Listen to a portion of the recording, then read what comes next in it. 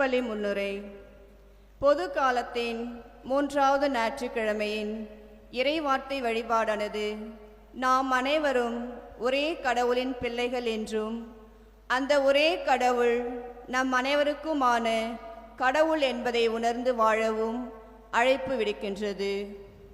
யாவே இறைவன் இஸ்ரேல் மக்களின் கடவுள். அவர் இஸ்ரேல் மக்களாகிய எங்களுக்கு மட்டுமே சொந்தம். எனவே நாங்கள் மட்டுமே அவரை வழிபட உரிமை பேறு பெற்றவர்கள்.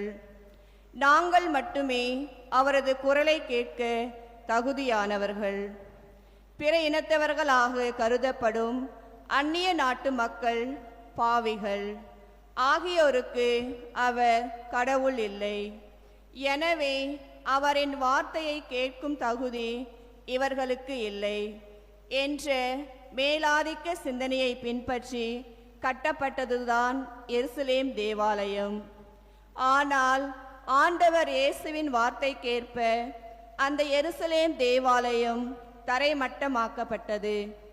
எந்த ஏழைகள், பாவிகள், ஊனமுற்றோர் இறைவனின் வார்த்தையை கேட்க தகுதியற்றவர்கள் என்று இஸ்ரேல் மக்கள் கருதினார்களோ அந்த மக்களை மீட்கவே, அந்த மக்களுக்கு விடுதலை தரவேதான் தந்தை கடவுளால் அருள் பொழிவு செய்யப்பட்டதாக ஆண்டவர் இயேசு உரக்க சொல்கிறார்.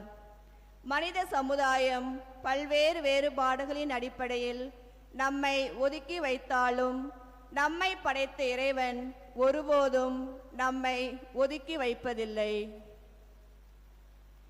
இன்று குடியரசு தினத்தை கொண்டாடும் நாம் மக்கள் பணிக்காக இயேசுவை போன்று நம்மையே இழக்க முன் வருவோம்.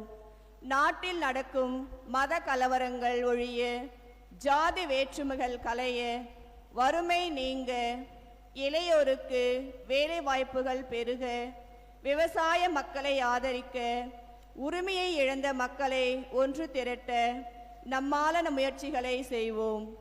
இத்திருப்பலியில் இந்தியாவை வல்லரசு நாடாக மாற்ற அருள் வேண்டி மன்றாடுவோம்.